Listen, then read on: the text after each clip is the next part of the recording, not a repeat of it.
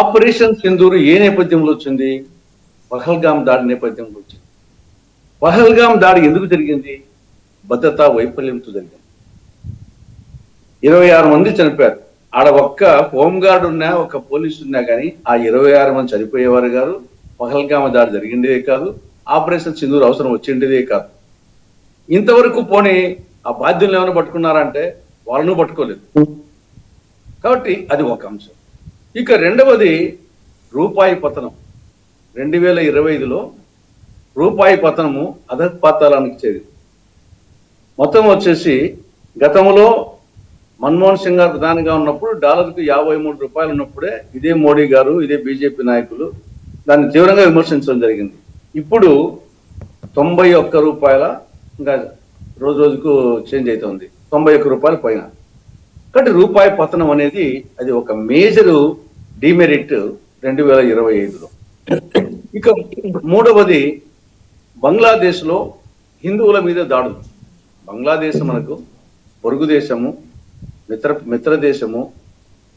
అటువంటి దేశంలో అది హిందువులు ఎక్కువగా ఉండే దేశాల్లో ప్రపంచంలో జనాభా ఉన్నదాంట్లో మూడవది. మన ఇండియా తర్వాత, నేపాల్ తర్వాత మూడవది. అటువంటి పొరుగు దేశము, మిత్ర దేశములో మేము హిందువులకు ఛాంపియన్ అని చెప్పుకుంటే ఈ ప్రభుత్వ హయాంలో అక్కడ హిందువుల మీద దాడులు. దానికి ఏం చేశారు? తర్వాత అమెరికా నుండి వలసదారులను, అక్రమ వలసదారులకు చేతులకు బేడీలు వేసి, కాళ్లకు సంకెళ్లు వేసి సైనిక విమానంలో 26 గంటలు పశువులను తోలినట్టు వచ్చేసి అమెరికా నుండి ఇక్కడ తీసుకొస్తే దాని గురించి కనీసం నిరసన తెలపలేదు. మన విమానాలు పంపించి తెప్పించలేదు. అక్కడికి చిన్న దేశాలు కొలంబియా కానీ, లేకుంటే చిన్న దేశాలు మెక్సికో వాళ్ళ నిరసన తెలిపాయి, వాళ్ళ విమానాలు పంపించి వాళ్ళని తెచ్చుకున్నారు. కాబట్టి అది ఒక అవమానకరమైన విధానంలో వచ్చేసి, సరే అక్రమ వలసదారులు పంపించవచ్చు, కానీ అది పశువుల కంటే హీనంగా పంపించంటే కనీసం నిరసన తెలపలేదు. తర్వాత ఇండిగో సంక్షోభం. అది వచ్చేసి ఒక 10 రోజుల పాటు దాదాపు ఒక 1000 విమానాల రద్దు. అది ఒక నరక యాతన వచ్చేసి ఇటీవల చూసింది వచ్చేసి ఆ ఇండిగో సంక్షోభం. ఢిల్లీ కాలుష్యం. దేశ రాజధాని ఢిల్లీ. అటువంటి చోట నివాసయోగ్యము కాని స్థాయికి వచ్చేసి చేరుకున్నది. 11 సంవత్సరాలుగా వీళ్ళే ఉన్నారు. ఇప్పుడు ప్రస్తుతం ఢిల్లీలో వాళ్ళు కూడా వాళ్ళే అధికారంలో ఉన్నారు. ఇక అప్పుల భారత్. మొత్తం 67 సంవత్సరాలలో 12 మంది ప్రధానమంత్రులు, నెహ్రూ మొదలుకొని మన్మోహన్ సింగ్ వరకు 40 లక్షల కోట్ల రూపాయలు కేంద్ర ప్రభుత్వం అప్పు చేస్తే కేవలం 11 సంవత్సరాల్లో ఒక్క ప్రధానమంత్రి అదనంగా 140 లక్షల కోట్ల రూపాయలు అప్పు చేశారు. అప్పుడు 40 లక్షల కోట్లు, ఇప్పుడు 140 లక్షల కోట్లు. అప్పుడు 67 సంవత్సరాలు, ఇప్పుడు 11 సంవత్సరాలు. అప్పుడు 12 మంది ప్రధానులు, ఇప్పుడు ఒక ప్రధాని. తలసరి ఆదాయం పర్ క్యాపిటా మనం ఏదో ప్రపంచంలోనే 4వ ఆర్థిక శక్తి, 4వ ఆర్థిక శక్తి ఉన్నారు, కానీ పర్ క్యాపిటా ఇన్కమ్ మన జనాభా ఎక్కువ కాబట్టి హెచ్చిస్తే ఎక్కువ వస్తుంది. కానీ మన పర్ క్యాపిటా ఇన్కమ్ కేవలము $2,818. ప్రపంచ దేశాలలో 191 దేశాలలో మంది 144వ ర్యాంక్. తలసరి ఆదాయము 144వ ర్యాంకులో ఉన్నాం. సంతోష సూచికలు 140 ర్యాంకు, ఆకలి సూచికలు 116వ ర్యాంకు.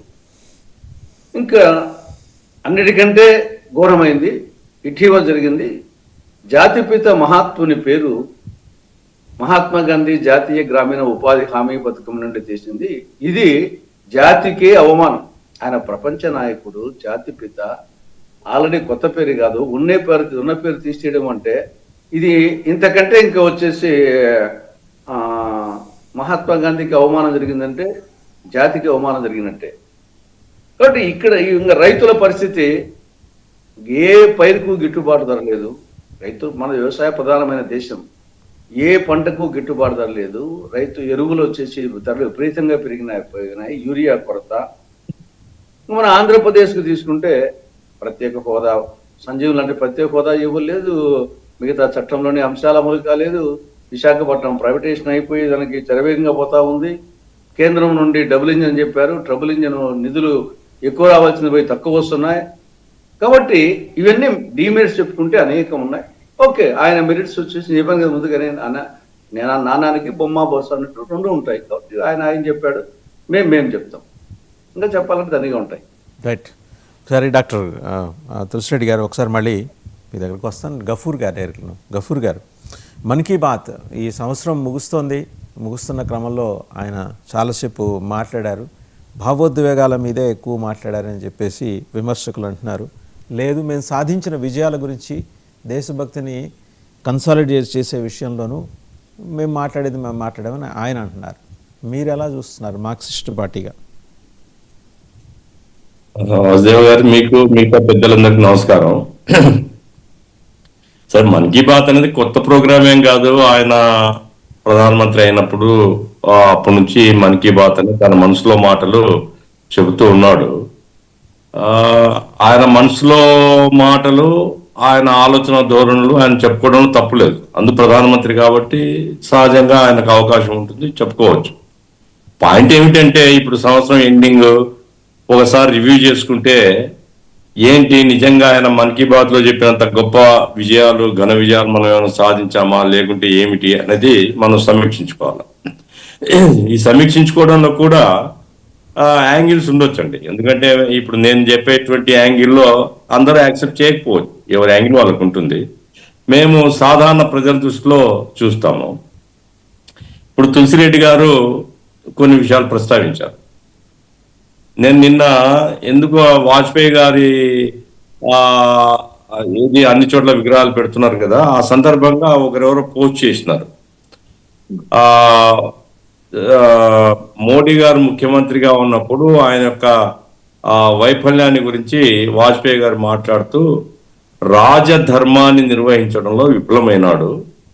కర్తవ్య పాలనలో జాతి మతాలు చూడకూడదు, భాషా ప్రాంతాలు చూడకూడదు, దీంట్లో వైఫల్యాలు ఉన్నాయి అనేటువంటిది వాజ్పేయి గారు ఆయన శబ్దం, ఆయన మాట్లాడిన మాటలు నేను చెప్తున్నాను. అది గొప్పగా మారిందని నేనేం అనుకోవడం లేదు. నరేంద్ర మోడీ గారు అనుభవాల నుంచి అంతకు ఉన్నతంగా ఎదిగినాడని నేనేం అనుకోవడం లేదు. ఇప్పటికీ ఈ వైషమ్యాలు పెంచడం కానీ, తగాదాలు పెట్టడం కానీ, ఆ తర్వాత అంచివేయడం కానీ, ఇటువంటివన్నీ కూడా మోడీ ప్రభుత్వం చేస్తుందనేది నేను బలంగా నమ్ముతున్నాను. నేనేదో ఎవరి కోసం కాదు, నేను బలంగా నమ్ముతున్నాను. మా పార్టీకి కూడా మేము నమ్ముతున్నాం. ఇప్పుడు ఉదాహరణకు తీసుకుంటే అంతర్జాతీయంగా చాలా గొప్పగా ఎదిగినామని చెప్తుంటారు భారతీయ జనతా పార్టీ వాళ్ళు కానీ, అట్లాగే ఆయన కూడా చెప్పుకున్నాను. ఆపరేషన్ సింధూర్ గురించి చెప్పారు.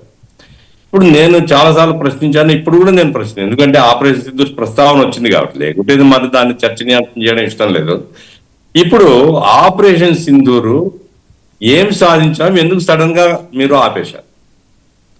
ఆపరేషన్ సింధూర్ను స్టార్ట్ చేసినప్పుడేమో అన్ని పార్టీలను పిలిచి లేదు మేము చేయదలుచుకున్నామని అందరూ ఏం మాట్లాడలేదు. మేమంతా ఎస్ చేయండి, వీ విల్ సపోర్ట్ యూ, మేము వెంట ఉంటాము, ఈ దేశం రాజకీయాల కంటే గొప్పది, రాజకీయ పార్టీల కంటే గొప్పది, దేశం కోసం మీరు చేయండి అని చెప్పి సడన్ గా ఆపేశారు. ఎందుకు ఆపేశారంటే ట్రంప్ చెప్తున్నాడు, నేను చెప్పాను, ఆపేశారు. కాబట్టి ఇటువంటివి ఈ దేశాన్ని గురించి మనం పరిపాలన చేస్తున్నప్పుడు దేశం ఇంపార్టెంటా, ట్రంప్ ఇంపార్టెంటా? నంబర్ 1. నంబర్ 2, ఇప్పుడు ఈ సంవత్సర కాలంలో సార్ వాణిజ్య ఒడిదుడుకులు చాలా వచ్చాయి దేశానికి. ఇప్పుడు డాలర్ రేటు తులసిరెడ్డి గారు చెప్పారు, అది వాస్తవం. అది ఎందుకంటే ఈరోజు మన ఎక్స్పోర్ట్స్ అన్ని కూడా చాలా ఒత్తిడికి లోనవుతున్నటువంటి పరిస్థితి. ఇంపోర్ట్స్ అన్ని కూడా బాగా పెరిగినాయి, ధరలు పెరిగినాయి, ఇంపోర్ట్స్ యొక్క ధరలు విపరీతంగా పెరుగుతున్నాయి. కాబట్టి దేశ ఆర్థిక వ్యవస్థ గందరగోళం అవుతున్నటువంటి బ్యాక్గ్రౌండ్. మరి 12 సంవత్సరాల నుంచి మోడీ గారు ప్రధానమంత్రిగా ఉన్నప్పుడు ఈజ్ ఆన్సరబుల్ కదా. ఆయన నిన్న మొన్న ప్రధానమంత్రి అయినాడయా, ఇప్పుడు మీరు రివ్యూ చేస్తే ఎట్లా అనొచ్చు? 12 సంవత్సరాల నుంచి ఒక ప్రధానమంత్రి ఉంటున్నప్పుడు మన వాణిజ్యంలో ఈ రకమైనటువంటి ఒడిదుడుకులు అంటే భారత ప్రభుత్వం బాధ్యత తీసుకోవాలి. మూడోసారి నేను చెప్పేది, ఈ మధ్య ఎన్పిఏలు బాగా తగ్గినాయి అనేసి ఒక క్రెడిట్ తీసుకుంటున్నారు. నేను ఒక బ్యాంక్ మిత్రుడు ఉంటే అడిగాను, ఏంటి ఆ ఎన్పిఏలు తగ్గడంలో ఏమిటి మీ రహస్యం ఏమిటి అని.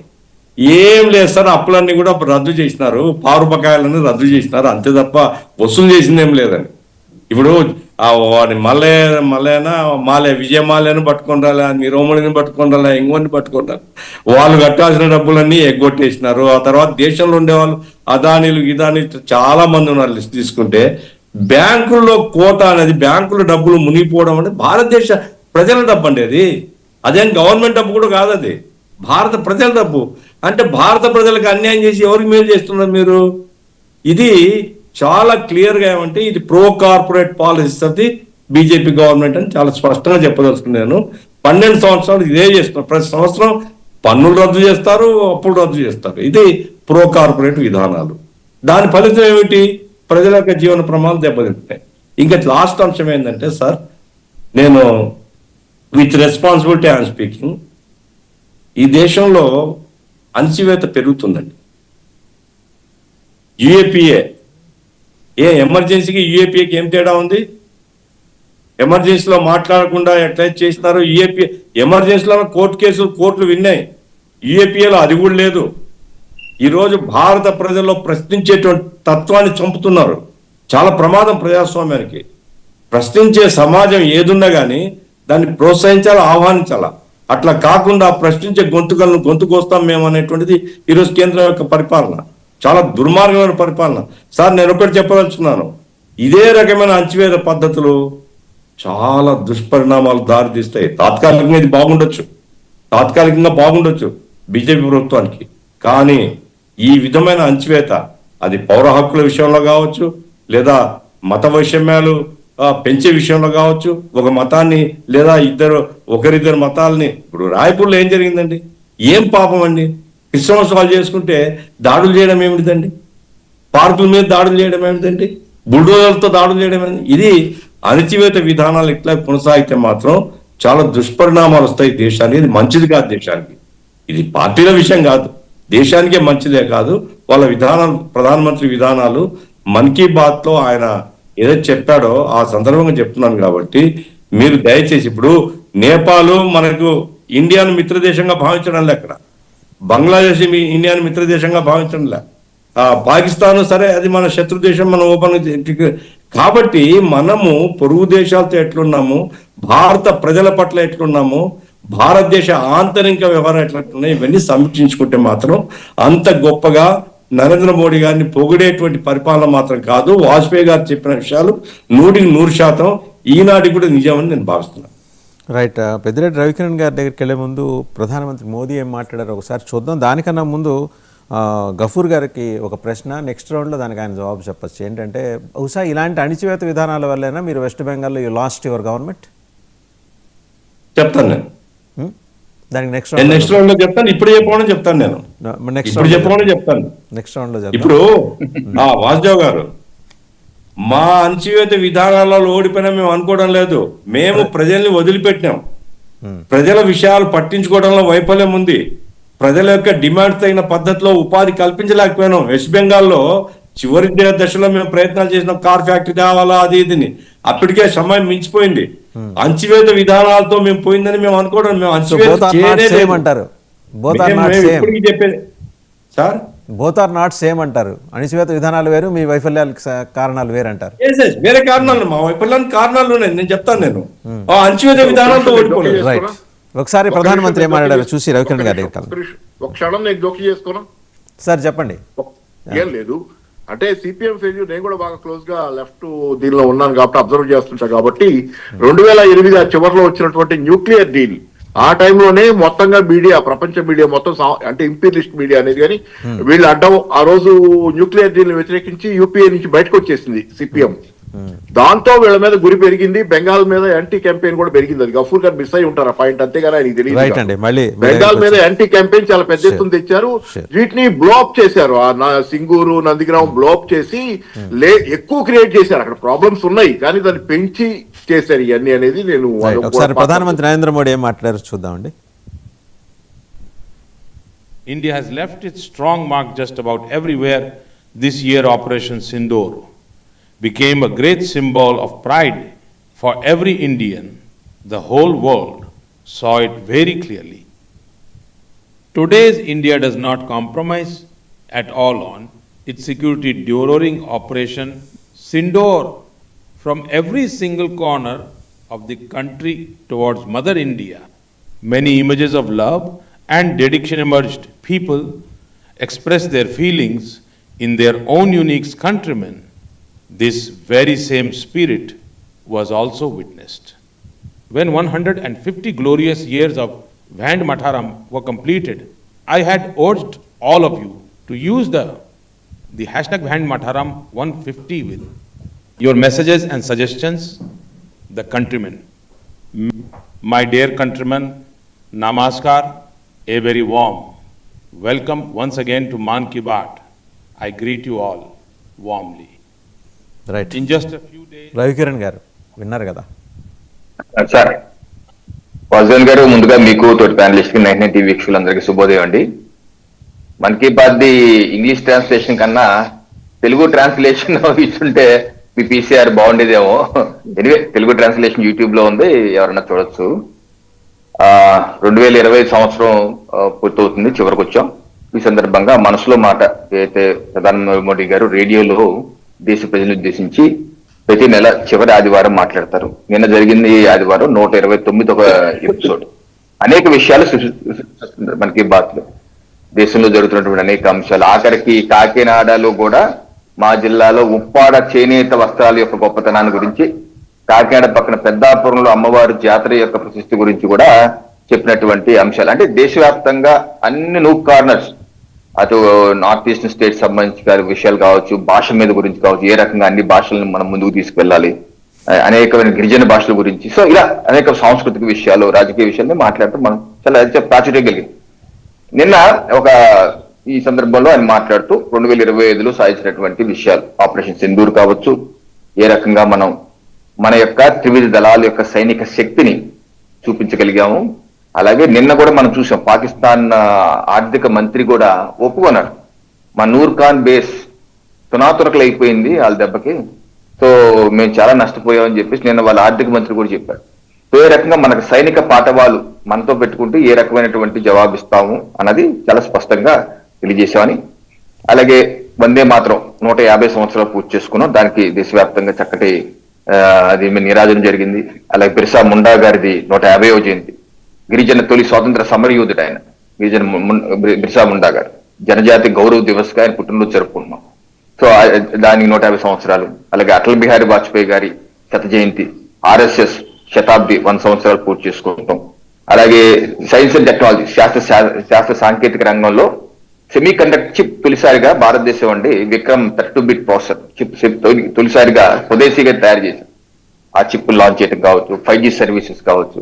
అలాగే క్రీడా రంగంలో క్రికెట్ విషయంలో మహిళల క్రికెట్, అందులో మహిళల క్రికెట్ ఏ రకంగా చేశారు, ఇన్ని అనేక విషయాలు చెప్పి స్ఫూర్తి నింపుతూ ఈ రకంగా మన 2026 కూడా ఇంకా ప్రమాణం చేయాలని చెప్పారు.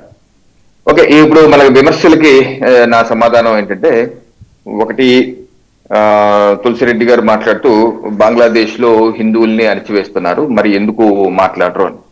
చాలా సంతోషం, తులసిరెడ్డి గారు ఆ యొక్క ఆవేదనని వ్యక్తం చేశారు. కానీ ఇప్పుడు వరకు వారి పార్టీ అధినేత అయినటువంటి రాహుల్ గాంధీ గారు కానీ, నిన్న మల్లికార్జున ఖర్గే గారిని కానీ సుదీర్ఘ ఉపన్యాసం నిన్న మల్లికార్జున ఖర్గే గారు చెప్పారు. కనీసం CWCలో తీర్మానం కానీ, మనం ఏదో చెయ్యాలి దాని గురించి తీర్మానం కానీ ఎందుకు చేయలేదు? ఎందుకు మాట్లాడట్లేదు రాహుల్ గాంధీ గారు? ప్రియాంక వాద్రా గారు ఎందుకు మాట్లాడరు? ఆల్ ఐసాన్ గాజా లేకపోతే పాలస్తీన్ బ్యాగ్ పట్టుకుని వారి పార్టీ అధినేతలు పార్లమెంట్ కూడా వెళ్తుంటారు కదా, మరి ఆ సందర్భంలో మరి బంగ్లాదేశ్ లో హిందువుల గురించి ఎందుకు మాట్లాడరు మీరు? అది మేము ఆత్మ పరిశీలన చేసుకోవాలి. మీ పార్టీ, నేను తులసిరెడ్డి గారు అంటలేదు, కాంగ్రెస్ పార్టీ అధినేతలు అని వారికి ఉంటుంది ఆ బాధ, నాకు తెలిసిన వారి గురించి వారి పెద్ద మనిషి. అయితే నేను అనేది ఏంటంటే, బంగ్లాదేశ్ హిందువుల సమస్య ఉంది, దాని భారతదేశం డిప్లొమాటిక్ గా వాళ్ళ హై కమిషన్ తోను, అలాగే మన ఆర్మీ జనరల్స్, అక్కడ ఆర్మీ జనరల్ తో మాట్లాడుతున్నారు, అక్కడ ఆర్మీ హై కమిషన్ మాట్లాడుతున్నారు, అక్కడ అంతర్జాతీయంగా కూడా ఒత్తిడి తీసుకొస్తున్నారు, ఆ రకం చేస్తారు. లేదు ఇంకేమైనా చెయ్యాలి అంటే ఇంకేం చేయాలి? సైనిక చర్య చేయాలి. ఆ దేశ అంతర్గత విషయంలో సైనిక చర్య తీసుకుని ముందుకెళ్ళాలి. ఇప్పుడు బంగ్లాదేశ్ లిబరేషన్ లో ఇందిరాగాంధీ గారు ముందుకెళ్ళి లిబరేట్ చేశారు. చేసిన తర్వాత మనకేమొచ్చింది? మనకేమన్నా ఒక 10 గజాలు స్థలం ఏమన్నా హిందువుల్ని, మనమైనా అక్కడ ఉన్న హిందువులు ఆవేదన వ్యక్తం చేస్తారు తులసిరెడ్డి గారు. కరెక్టే, మరి ఆ రోజు హిందువులు ఉన్న జనాభాని మన దాంట్లో మనం కలిపేసుకుని ఉంటే కొంతవరకు మరి ఏదైనా కొంత పరిష్కారం ఉండేది కదా. ఏం పరిష్కారం చూపారు? దానితో మనకు ఆర్థిక సంక్షోభం వచ్చింది. ఆ రోజు ఎమర్జెన్సీ పెట్టారు, ఆ తర్వాత ఆవిడ తట్టుకోలేక ఎమర్జెన్సీ పెట్టాల్సి వచ్చింది. అన్ని విధాలుగా ప్రత్యేక ట్యాక్స్ కూడా వేసింది ఆ రోజు ప్రభుత్వం, ఇందిరాగాంధీ ప్రభుత్వం భారతదేశ ప్రజల మీద ప్రత్యేక ట్యాక్స్ కూడా విధించింది. సో యుద్ధం చేయాలి అంటే యుద్ధం ఒకటే, ఆప్షన్ ఏముంటుంది? డిప్లొమాటిక్ కాకపోతే యుద్ధం చేయాలి. యుద్ధం చేస్తే ఏంటి? ఆ బంగ్లాదేశ్ మొత్తం కలిపేసుకొని వాళ్ళందరినీ పోషించాలి మనం. ఎన్ని ఉంటాయి సమస్యలు. సో దీని మీద ప్రభుత్వం ఆలోచిస్తుంది. ఇంకోటి పెహల్గామ్ ఇష్యూ గురించి మాట్లాడారు. ఆపరేషన్ పెహల్గామ్ లో ఉగ్రవాదులు ఎలా వచ్చారు, అక్కడ సెక్యూరిటీ ఎలా క్రియేట్ చేశారంటే, నేను అదేంటంటే అసలు ఉగ్రవాద సమస్య ఎవరు తీసుకొచ్చారు? కాంగ్రెస్ పార్టీ ప్రభుత్వం కాదా? ఒక దేశ విభజన, మత భారాలకు విభజన చేశారు. ఆ తర్వాత సరే అది అయింది. రాజీవ్ గాంధీ గారి టైంలో కదా ఈ ఉగ్రవాదం స్టార్ట్ అయింది. ఎందుకు రాజీవ్ గాంధీ గారి టైంలో స్టార్ట్ అయింది? ఆయన జమ్మూ కాశ్మీర్ ఎన్నికలు ఏదో ప్రజాస్వామ్యబద్ధంగా చేయనివ్వకుండా రిగ్గింగ్ చేసి అన్ని చేస్తే అప్పుడు కదా ఆయన టైంలో కూడా అక్కడ తిరుగుబాటు స్టార్ట్ అయ్యి అప్పటి నుంచి ఉగ్రవాదం పెరిగిపోయి ఈ రోజు వరకు పెరిగిపోతూ వచ్చింది. మా ప్రభుత్వం వచ్చాక ఈ 11 సంవత్సరాల్లో అనేకమైనటువంటి పర్సెంటేజ్ చూసుకోండి. మీ హయాంలో ఎన్ని ఉన్నాయి, మా హయాంలో ఉన్నాయి. మేము బాగా తగ్గించగలిగాం, అనేక సమస్యలు దాన్ని తీర్చగలిగాం. ఈ రోజు ఆర్టికల్ 370 రద్దు చేశాం, నార్మల్సీ తీసుకొస్తాం, ఆ చర్యలు ఉన్నాం, చాలా వరకు తీసుకురాగలిగాం. ఆ ప్రజలు కూడా మార్పు తీసుకొస్తున్నాం. నేటి సమస్యకి కారణం కాంగ్రెస్ పార్టీ సమస్య తీసుకొచ్చి ఎందుకు చేసింది అంటే మీ సమస్యలన్నీ మీరు సృష్టిస్తారు, తీర్చడానికి మేము 11 ఏళ్ళు సరిపోతాయా తీర్చడానికి? 2 వారేమన్నారు, ట్రంప్ అక్రమ వలసదారులు పంపించారు, మీరేం మాట్లాడారు అంటున్నారు. ఓకే, అక్రమ వలసదారులు, ఇది పేరులోనే ఉంది అక్రమ వలసదారులు. అక్రమంగా డంకీ రూట్ లో ఇప్పుడు బంగ్లాదేశ్, రోహింగ్యా, లేకపోతే బర్మా, లేకపోతే నేపాల్, శ్రీలంక అక్రమ వలసదారులు వస్తారండి. అక్రమ వలసదారులు మన కోర్టు కూడా ఏం చెప్పింది? మన సుప్రీంకోర్టు ఏమో, ఇదేమన్నా భారతదేశం ధర్మసత్రమా? ఇక్కడ అందరం పోషిస్తాకి, అందరూ రక్షిస్తాకి ఇక్కడ ధర్మసత్రమా? నథింగ్ డూయింగ్ అన్నారు. అనేక మంది మళ్ళీ ముసుగేసుకొని, మానవ ఎన్జిఓ సంఘాలు ముసుగేసుకుని సుప్రీంకోర్టుకి వెళ్ళారు. సుప్రీంకోర్టు చివాట్లు పెట్టింది. ఏ రకంగా మన సుప్రీంకోర్టు చెప్తుందో ట్రంప్ గారు అక్కడ సుప్రీంకోర్టు కావచ్చు, లేదా అమెరికా ప్రభుత్వం కాదు, ఏ దేశమైనా సరే అక్రమ వలసదారులు ఏమి పెళ్లి కొడుకులని చూసుకోదండి. వెళ్ళడం తప్పు. డంకీ మార్గంలో నుంచి కొంతమంది ఇక్కడ నుంచి వెళ్ళి, కొంతమంది ఏజెంట్స్ ద్వారా వెళ్ళి డంకీ మార్గంలో అడవుల్లో నుంచి అటు కింద మెక్సికో నుంచి పోతున్నారు. మరి అక్రమ వలసదారులు పట్టుకుని వాళ్ళ చట్ట ప్రకారం చేస్తారు. ఇదే ఫస్ట్ టైం కాదు కదా, గతంలో మన్మోహన్ సింగ్ గారి గవర్నమెంట్ లో కూడా అలాగే చేశారు. సో దాన్ని మనం తప్పట్టేది ఏమి ఉండదండి. ఇంకోటి వారేమన్నారు, సరే మన కమ్యూనిస్ట్ పార్టీ నేత పెద్దలు గఫూర్ గారు ఏం మాట్లాడుతున్నారంటే, ఎన్పిఏలు పెరిగిపోయినాయి, ఎన్పిఏలు ఏం చేశారు, రైట్ ఆఫ్ చేశారంటున్నారు. సో దీనికి నిన్న పార్లమెంట్ కూడా ఒక అడిగారు ప్రశ్న, దానికి సుదీర్ఘ సమాధానం కూడా చెప్పారు. రైట్ ఆఫ్ చేయటం అంటే రైట్ ఆఫ్ చేసి ఆ యొక్క అకౌంట్ రైట్ ఆఫ్ చేయడం మొత్తం వాళ్ళు అప్పు తీర్చక్కర్లేదని కాదు. ఈరోజు విజయమాల్య గగ్గోలు పెడతాడు. ఎందుకు గగ్గోలు పెడుతున్నాడు? ఆయన యూకేలో కోర్టులు నడుస్తుంది, అప్పుడు తీసుకురావాలని చెప్పేసి కోర్టులో విచారణ చేస్తున్నారు, అన్ని జరుగుతున్నాయి. అక్కడ లీగల్ ప్రొసీజర్ మనకు తెలుసు యూకేలో ఏం జరుగుతుంది. ఎందుకంటే యూకే అనేది ప్రపంచ దేశాలంతా అక్రమార్కులకి స్వర్గధామం. అది అడిగేలు కూర్చుంటారు, అడిగేలు దాక్కుంటారు. ఆ చట్టాలు అలా ఉంటే ఆ డబ్బులు ఇస్తే సరిపోదు. అయితే ఆ విజయమాల్య ఎందుకు గెలుస్తాడు? నేను కట్టవలసిన దానికన్నా ఎక్కువ జప్తు చేసేసి నా డబ్బులు తీసేసుకున్నారు, నా ఆస్తులు జప్తు చేశారని ఏం చేస్తున్నారు.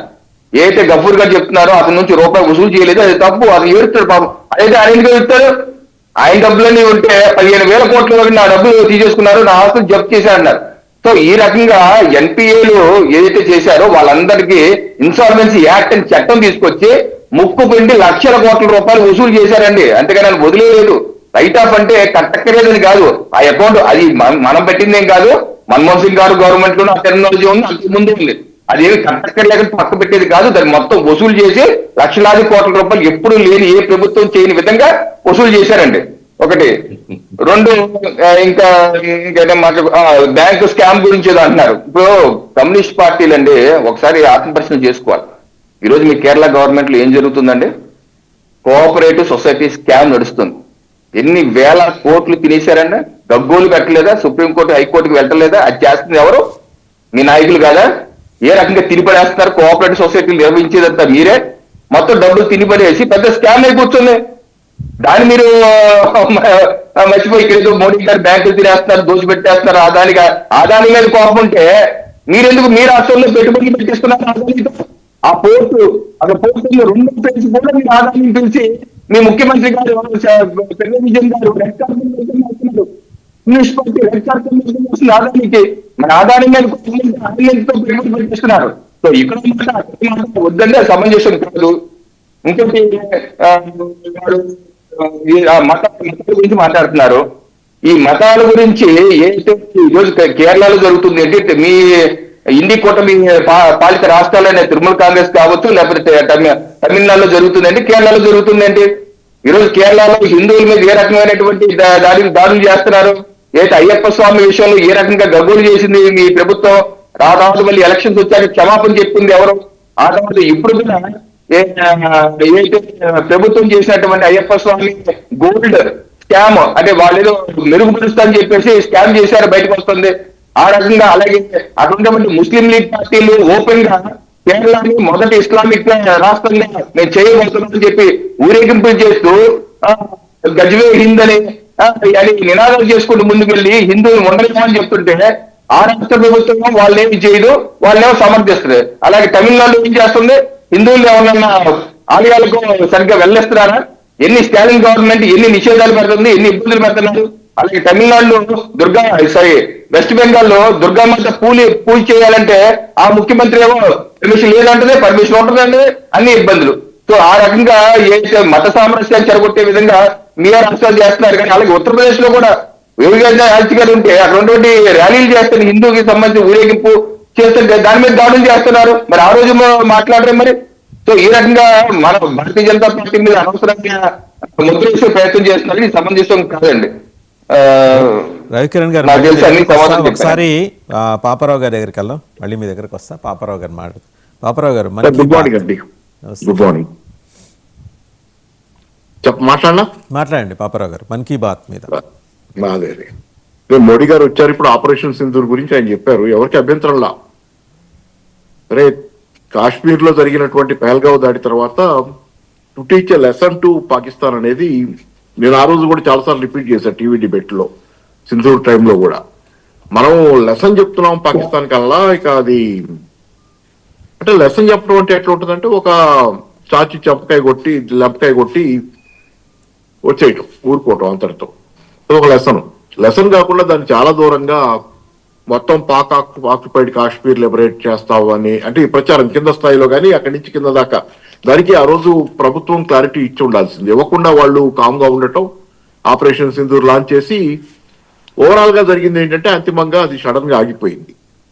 సరే మంచి ఉద్దేశమే కావచ్చు, దీన్ని అంటే మరి మనం పుటిన్ కి సలహా ఇచ్చాం ఇది యుద్ధాల యుగం కాదు అని.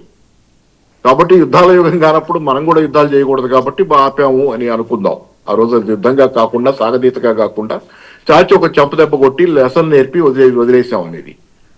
ఆ క్లారిటీ యుద్ధం జరుగుతున్న కాలంలో దేశంలో మొత్తంలో జరిగిన ప్రచారం ఏమని జరిగింది? అప్పుడు చాలా మంది యుద్ధం వద్దు అన్నాం, యుద్ధం వద్దని మాట్లాడాం, యుద్ధం మంచిది కాదని చాలా సెక్షన్స్ నుంచి వచ్చింది. యుద్ధం మంచిది కాదు, ఈ రకంగా మనం చేసుకోవద్దు, ఆ తీవ్రవాదాన్ని పాకిస్తాన్ తీవ్రవాదాన్ని ఇంకో బెటర్ వేలో హ్యాండిల్ చేద్దాం అనేది మాట్లాడితే, మొదట యుద్ధం మొదలవుతున్న టైంలో చాలా మంది ఇట్లాంటి వాళ్ళందరినీ, యుద్ధం వద్దన్న వాళ్ళందరినీ చాలా పెద్ద ఎత్తున నా మీద కూడా, నేను పెద్ద ఇదేమి మాట్లాడలా, దాని మీద కూడా టీవీ ఛానల్స్ లో కూడా అగ్రెసివ్ గా వచ్చారు కొంత ప్రోగా ఉన్నవాళ్ళు బీజేపీకి.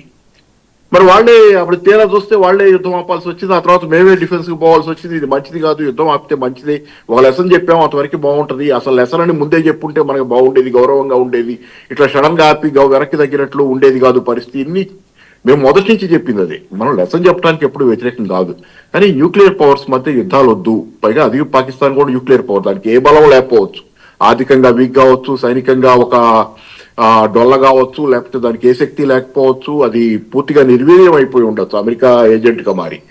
అంతా జరిగినా కానీ తీరా మరి అణ్వాయుధాలు అయితే ఉన్నాయిగా, అది ప్రమాదకరం. ఎవరితో ఈ రోజు అణ్వాయుధాలు ఉన్న దేశంతో రెండు దేశాలు కొట్లాడుకునే స్థితి ప్రపంచంలో ఎక్కడా లేదు, ఇక్కడే కాదు. సో వాళ్ళకి లెసన్ చెప్పడం అవసరం, మనల్ని మనం కాపాడుకోవటం, మన ప్రజల్ని కాపాడుకోవటం అవసరం. కాబట్టి దాన్ని ముందు అలా ఉంచాల్సింది. అలా ఉంచకుండా కిందంతా బ్లో అప్ అవుతుంటే, కిందంతా ఆపరేషన్ సింధూర్ మొదలవగానే అరే యుద్ధంగా మారకూడదు, ఇది కొంచెం జాగ్రత్తగా ఉందాం, అప్రమత్తంగా ఉందాం, పాఠం చెబుదాంగానే అన్న వాళ్ళని తీవ్రంగా విమర్శించి తీరా వాళ్ళే ఆపారు. తర్వాత ఇప్పుడు చెర్రీ పికింగ్ అంటారు ఒకటి, మోడీ గారి స్పీచ్ లో చెర్రీ పికింగ్ చాలా ఉంది. తనకు కావాల్సి ఎంచుకొని ఎరుకున్నారు. ఈ దేశంలో జరిగిన 2025 క్యాలెండర్ రేపు వస్తాయి కదా, అన్ని పేపర్లో వస్తాయి. 2025లో ఇయర్ ఎండ్ మొత్తం రివ్యూ అన్ని పేపర్లో చిన్న చిన్న ఐటమ్స్ గా ఏమేమి జరిగినాయి ఈ దేశంలో ఆర్థికంగా, సామాజికంగా, రాజకీయంగా అన్ని అంశాలు లిస్ట్ అవుట్ చేసుకుని పేపర్లన్నీ వేయటం అనేది మనందరికీ ఆనవాయితీ. పత్రికల్లో నేను కూడా పనిచేశాను కాబట్టి నాకు తెలుసు అది, నేను కూడా కొన్ని పేజీలు పెట్టేవాడిని అప్పట్లో. సో అయితే ఇప్పుడు చెర్రీ పికింగ్ అనమాట. ఆయన కావాల్సిన 4-5 అంశాలు ఎంచుకున్నారు. రామాలయం, లేకపోతే ఇది ఆపరేషన్ సింధూర్, ఇట్లాంటివన్నీ ఎంచుకున్నారు. సో గో హెడ్, బానే ఉంది. కానీ మిగతా డార్క్ షేడ్, చంద్రుడికి కూడా మచ్చ ఉంటుంది అంటారు. ఇప్పుడు చంద్రుడికి మచ్చ చిన్నదే ఉంటది, పెద్ద చంద్రుడికి చిన్న మచ్చ ఉంటది. కానీ ఇక్కడ జరిగిన దానిలో 2025లో మనకి పెద్ద మచ్చే పెద్దది మిగిలిన క్లియర్ గా ఉన్న సైడ్ కంటే. అదంతా వదిలేసి చెర్రీ పికింగ్, నాకు కావాల్సింది ఎంచుకొని ఇది వినండి అని చెప్తే జనాలు ఇంకా ఆ స్థాయిలో ఎందుకుంటారు? ఎన్ని సమస్యలు ఉన్నప్పుడు. మామూలుగా మోడీ గారు వచ్చినప్పుడు చాలా పెద్ద హోప్స్ తో బిగిన్ అయింది పరిపాలన. 2014లో ఎంత పెద్ద ఎత్తున హోప్స్ ఉన్నాయి, చాలా అసలు దేశం రాడికల్ గా మారిపోబోతుంది, అద్భుతాలు జరగబోతున్నాయి. నిన్న మన తులసిరెడ్డి గారు చెప్పారు, రూపాయి విలువ ఆ రోజు 53 రూపాయలు కాదు, అది 58 రూపాయలు 58 పైసలు ఉంది. రూపాయి విలువ మోడీ గారు అధికారంలోకి వచ్చే నాటికి బాగా 64 రూపాయల దాకా పడిపోయింది కాంగ్రెస్ హయాంలో. ఆ రోజు చాలా పెద్ద ఎత్తున కాంగ్రెస్ హయాంలో విమర్శలు వచ్చినాయి, కాంగ్రెస్ ఫెయిల్యూర్ వల్ల ఇలా పడిపోయిందని. మోడీ గారు వస్తున్నారు అధికారంలోకి వస్తే దేశం ఏదో బ్రహ్మాండంగా ఉంటుందని, షేర్ మార్కెట్లు పెరుగుతాయి, ఎకానమీ వృద్ధి చెందుద్ది, జాబ్స్ వస్తాయి, అంతా మారిపోద్దనే దాని మీద 64 నుంచి 58, 50కి పికప్ అయింది రూపాయి విలువ. డాలర్తో పోలిస్తే 58 రూపాయలు 50. మరి ఆ తర్వాత ఈ రోజు చూస్తే మరి రూపాయి విలువ గురించి మీరు చెరీ పికింగ్ లో రూపాయి విలువ ఏమైంది? వేర్ ఈజ్ యువర్, మీరు విజయాలు చెప్పుకునేటప్పుడు మీరు అది కూడా విజయం ఉంటే చెప్పుకోవాలి కదా, దాని గురించి అందరూ కామ్గా ఎందుకుంటారు? హుష్ హుష్ సైలెన్స్, మాట్లాడద్దు. అది ఇది ఎందుకు జరుగుద్ది? ఇట్లా ఎన్ని విషయాల్లో మాట్లాడని విషయాలు ఎన్ని ఉన్నాయి? ఈరోజు దేశంలో ప్రజల ఆస్తుల కంటే అప్పులు ఎందుకు పెరుగుతున్నాయి? ఒకప్పుడు సేవింగ్స్ ఎక్కువ ఉన్న దేశం ఇది, చాలా పెద్ద ఎత్తున పొదుపు చేసినటువంటి దేశం. చైనాలో 40% దాకా సేవింగ్స్ ఉంటే మనకు కూడా గతంలో మనకు కూడా అంతకంటే పెద్ద స్థాయిలో కానీ అంత స్థాయిలో చాలా పెద్ద ఎత్తున పొదుపు మొత్తాలు ఉన్నాయి. పొదుపు మొత్తాలు లేకుండా ఇన్వెస్ట్మెంట్ ఎలా సాధ్యం? అట్లాంటి పొదుపులు ఉన్న దేశం. ఈరోజు పొదుపు కాదు అప్పుల పాలవుతున్నారు జనం. బంగారం కుదవబెట్టుకుంటున్నారు బ్యాంకుల్లో. నేను ఎకనామిక్ సైడ్ నుంచి మాట్లాడతాను, ఎక్కువ భాగం బంగారం కుదవబెట్టుకుంటున్నారు. చాలా మధ్యతరగతి కుటుంబాల బంగారం వాళ్ళ దగ్గర లేదు, బంగారాలు బ్యాంకుల్లో కుదవబెట్టుకుంటున్నారు. మీకు పేపర్లో వేలానికి వస్తున్నాయి ఆ బంగారం, కుప్పలు న్యూస్ పేజీలు న్యూస్ వస్తుంది, అడ్వర్టైజ్మెంట్ లాగా. ఇది అమ్ము వేలానికి వచ్చింది, బ్యాంకులు వేస్తాయి కదా యాడ్లు, వేలం వేసే ముందు బ్యాంకు పత్రికలో ఇవ్వాలి. అట్లాంటివి ఎన్నో వస్తున్నాయి, లిస్టులు వస్తున్నాయి. అప్పులు పెరిగినాయి, ఆదాయాలు తగ్గినాయి. కోవిడ్ కారణంగా చూపిస్తున్నారు. కోవిడ్ ఒకటే కారణం కాదు, కోవిడ్ కొత్త కారణం, కోవిడ్ ని హ్యాండిల్ చేయడంలో ఫెయిల్యూర్ కారణం. డిమానిటైజేషన్ దగ్గర నుంచి జిఎస్టీ అడ్డగోలుగా చేసి ఈ మధ్య కాలంలో కొంత ఏదో రాయితీలు ఇచ్చారు. రాయితీలు ఇస్తే రాయితీలు ఎంత ఇచ్చారు? మీరు రాయితీల వల్ల జనానికి మిగిలింది ఎంత? మీరు ఇంతకాలం పాటు జిఎస్టీ విపరీతంగా ఉండటం వల్ల జనం మీద పడ్డ భారం ఎంత? అంతా అందుకని ఏంటంటే చాలా రకాలుగా సమస్యలు ఈ దేశంలో ప్రజలకు ఇంకా ఉన్నాయి, అనేక సమస్యలు ఉన్నాయి కాదు, పెరుగుతున్నాయి. అది కాంగ్రెస్ ప్రభుత్వంలో పెరిగినాయి. ఇప్పుడు జాతీయ ఉపాధి హామీ పథకం ఉంది. కాంగ్రెస్ వాళ్ళ గోలంతా మహాత్మా గాంధీ పేరు తీసేశారనేది ఎక్కువ కనపడుతుంది. వాళ్ళ బాధ నాకు కొంత అర్థమైంది, కానీ మహాత్మా గాంధీ పేరు తీసేయటం ఒకటే కాదు దీనిలో సమస్య. ఎందుకంటే ఇప్పుడు భారతదేశాన్ని చరిత్రలో ఈ రోజు నిర్మోహమాటంగా మాట్లాడుకోవాలంటే ఈ దేశ ప్రజలకి ఈ రోజు మహాత్మా గాంధీ గురించి తెలిసింది తక్కువ. ఒకప్పుడు ఆ స్వాతంత్ర్యం వచ్చిన కొత్తలో చాలా దశాబ్దాల పాటు గాంధీ మీద అపారమైనటువంటి ఇది ఉంది వైబ్రేషన్ జనాల్లో. కానీ ఈ రోజు అంత ఎవరు పెద్ద పట్టించుకోవట్ల మహాత్మా గాంధీ గురించి మాట్లాడుతుంటే. నేను అబద్ధం చెప్పట్లా, జాగ్రత్తగా వినమనండి. ఇది మహాత్మా గాంధీ గురించి మాట్లాడుతుంటే ఇప్పుడు అయిపోయిన కాలంగా చూస్తున్నారు. అయిపోయింది కదా, తెచ్చారు మహాత్ముడు, ఓకే, దెన్ వాట్ నౌ? అందుకని మీరు మహాత్మా గాంధీ పేరు తీసేశాడనే దాని మీద ఆందోళన ఎక్కువ చేస్తున్నారు తప్పితే జనాలకి కూలిపోతుంది, జనాల ఆకలితో నకలకలాడే పరిస్థితులు. ఇప్పుడు దాకా జాతీయ ఉపాధి హామీ పథకం ఎలా నిర్వీర్యపరచబడింది ఇవన్నీ అసలు దానివల్ల అసలు మేజర్ ఇష్యూ 125 డేస్ చేశారు. నిజమే, 125 డేస్ మీరు అమలు చేయగలరా? దానికి డబ్బులు ఇవ్వగలరా? ఎట్లా ఇస్తారు? 50 రోజులు, ఇప్పుడు 100 రోజుల పథకం ఉంటే 50 రోజులే ఇస్తున్నారు పని. 100 రోజులు ఇప్పటికే 100 రోజులు ఇచ్చే స్థితి లేదు. మీరు 125 రోజులు చేస్తే ఎంత పెంచాలి ఫండింగ్? 86,000 కోట్లు ఇస్తున్నారు ఇప్పుడు. దాంతో 86,000 కోట్ల రూపాయలు బడ్జెట్ లో ఇస్తే కేవలం 50 రోజులే పని దొరుకుతుంది జనాలకి. 100 రోజులు దొరకటల్లా. మన 125 రోజులు చేయాలంటే 86 + 86 సుమారుగా 170 లక్షల కోట్ల 1.70 లక్షల కోట్లు ఇవ్వాలి. దాంతో పాటు 25 రోజుల అదనం దానికి అంటే 2 లక్షల కోట్ల పైన ఇస్తే గానీ పథకం నడవదు. ఇప్పుడు ఇట్లాంటి విషయాలు బయట పెట్టకుండా గాంధీ పేరు చెప్పి ఓకే గుడ్, గాంధీ చేశారు, నాకు కూడా అభిమానం ఉంది కాదంటల్లా. గాంధీ పోరాటం, ఆయన ఉపయోగించిన వ్యూహాత్మకమైన పద్ధతులు, అహింసాయుతమైన పోరాట పద్ధతి అద్భుతం, నేర్చుకోవాలి. కానీ ఇప్పుడు దాంతోనే అయిపోవాలి. ఇంకా గాంధీ గురించి చెప్తుంటే దేశం చాలా దూరం వచ్చేసింది.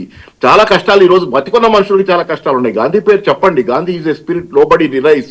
కానీ కాలం మారింది, పరిస్థితులు మారినాయి, ప్రజలు కోరుకుంటున్న విషయాల్లో చాలా విషయాల్లో మీరు గాంధీ పేరు జపం చేస్తేనే చాలా సమస్యలు పరిష్కారం కావు. Then what? సమస్యల విషయంలో మీరు ఎంఫసిస్ కూడా కాంగ్రెస్ పార్టీ ఫెయిల్యూర్స్ ఎలా ఉన్నాయి? బీజేపీ సక్సెస్ కంటే కూడా ఇది కాంగ్రెస్ పార్టీ ఫెయిల్యూర్. దేశం ఈ రోజు ఈ రకంగా ఉందంటే బీజేపీ సక్సెస్ కాదు, ప్రతిపక్షంగా అక్కడ నుంచొని విఫలం